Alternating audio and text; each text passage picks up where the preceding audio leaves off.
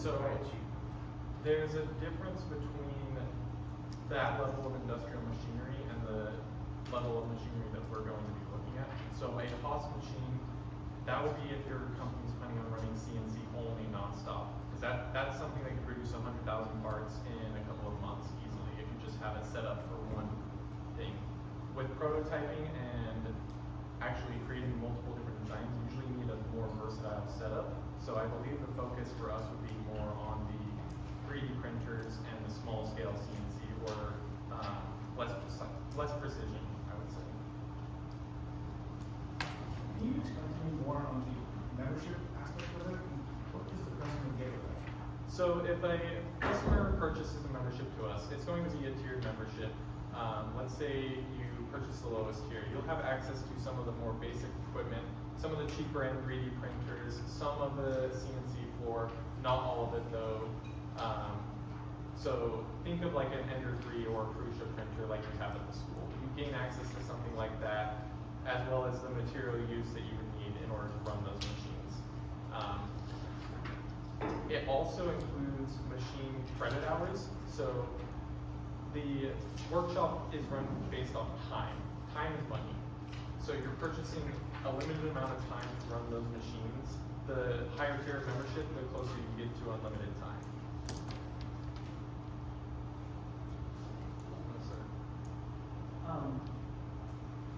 I feel like the engineer goes to you guys, prototypes something, and then they're kind of done with using your company. They just made one product, right? Have you ever considered maybe it's kind of evil, but maybe like because they used your facility to prototype the product, maybe you get some sort of equity or something in their prototype. I just feel like the longevity of this isn't there without something like that. So that idea would be fleshed out during early 2026, during those trial runs, understanding what consumers and our partners would want from us, if they're okay with us taking some royalty if they end up selling that product or that IP. Otherwise, our recurring revenue stream is going to be mostly based on local creators as well as the marketing that we get. Utah is a huge attractor for tourism, not just for the sites that we have, but also the ski industry, the hiking industry. There's lots of people that are coming here, which means there's an influx of ideas every year, new people every year. So it's not just going to end once we fill up our neighborhood, because then we're reaching people that are coming from New York, they're coming from Houston. It's not just 10 people that we're working with. We'll also have repeat customers when they come back for that small to mid-scale manufacturing.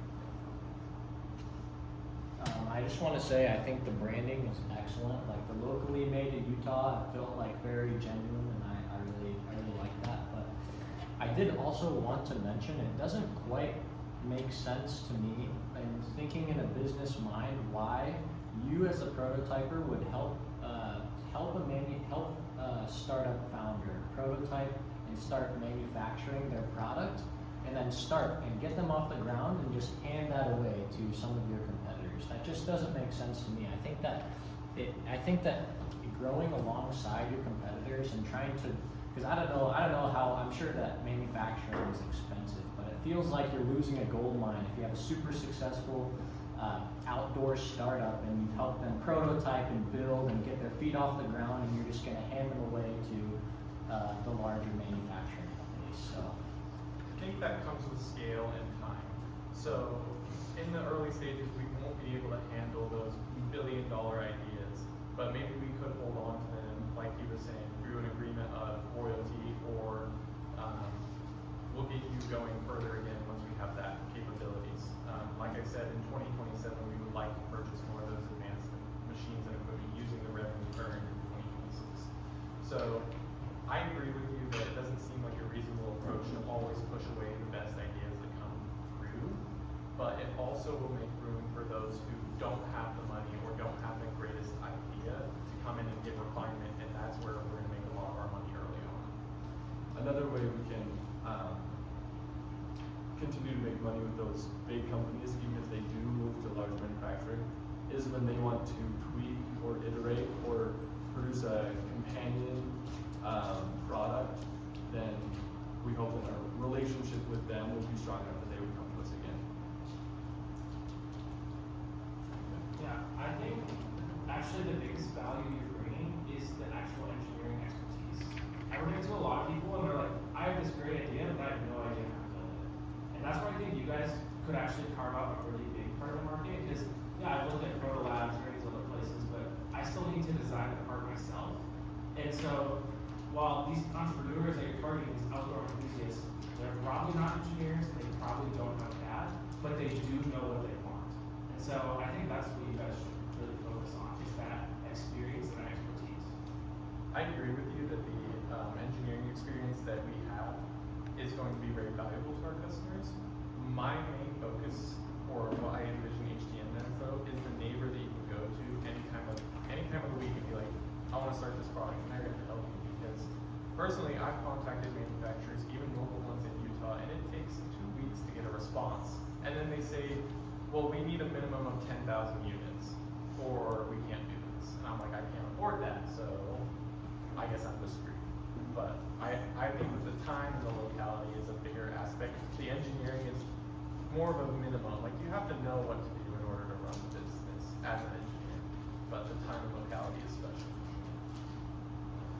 Once you get more capital later in the future, do you think it would be a good idea, or have you thought of transitioning more into a makerspace style business? Because once I graduate, I'm probably going to sign up at the local university where I'm now living, just so I can have access to their labs and use all their nice VNAs and scopes and 3D printers. And I'm going to be really sad when I graduate here and I don't have access to all that stuff. So I've always been looking for actually something just like you guys, where I can go for pretty cheap to go and use some hardware that I just can't afford to buy, like such as a scope or something like that. I think that would be a really good market, especially for your new entry-level engineers who also just want to build things or borderline hobbyists.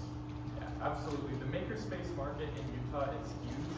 It hasn't been well executed up to this point because they do exist. There are local makerspaces, but they haven't been able to scale or get the volume of space needed for that equipment. So you're talking about scopes and microscopes, possibly more equipment like not just CNCs and 3D printers, but what about painter space or a sewing fabrication space? Most places don't have the room for it, and they haven't anticipated the growth nor tried to get that growth. They just stay super small. So I do anticipate with more revenue, we would be able to scale into a larger space, large warehouse, or even get another location dedicated to, oh, this is our fabrics department, this is our manufacturing department, that kind of thing. How do you plan on handling the IP mess that this could probably cause in terms of inventorship? So, like I said, early 2026 runs, we're going to be communicating heavily with our partners to figure out what they want and what they don't want. The legality of it, I don't personally have a lawyer yet for it. I haven't fleshed out these ideas, but I would say that 2026 would be our full trial run to figure out, okay, what can we do? What can we withhold? What can we give them? That's what I have for you. And I've actually worked with Cludonics and Nuclink, two of our competitors before. And very first thing, before we chat, they send an NDA. And I think that would be a starting point. NDA, and then unless they want to set up a deal where we share IP, then they just keep all that. All I have to say, I think you guys did a really good presentation. Specifically, we heard a lot of confusion from last time. One critique though, the slides are pretty hard to read, specifically the right on black. A lot of that is probably because of these projectors, but it's a thank you. Thank you. I was wondering if you could talk more about scalability. You addressed one of my primary questions I had about, I guess, what sets you apart in the market by talking about how, you feel like some of these bigger designer firms just don't get to you in time.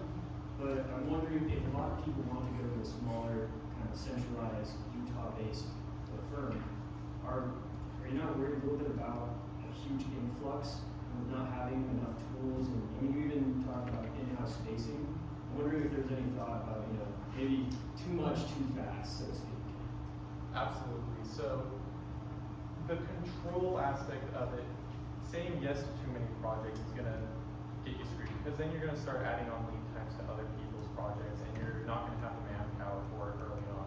So, keeping it small in the beginning, the 2026, like the closed testing sessions with just one company or just like a couple of students from the university who have ideas, that's gonna be key to understanding our capabilities, and then as well as figuring out what type of space we need and the machines and the equipment that we need, because there's often items that are overlooked in the process. Someone wants to make a handbag. Oh wait, I need to figure out how I get a riveting machine. I need to figure out a sewing machine. Where am I going to store these textiles? Like, there's a lot that goes into a full prototype that isn't seen by most people with an idea. And I think that fleshing that out early on will help us with scalability.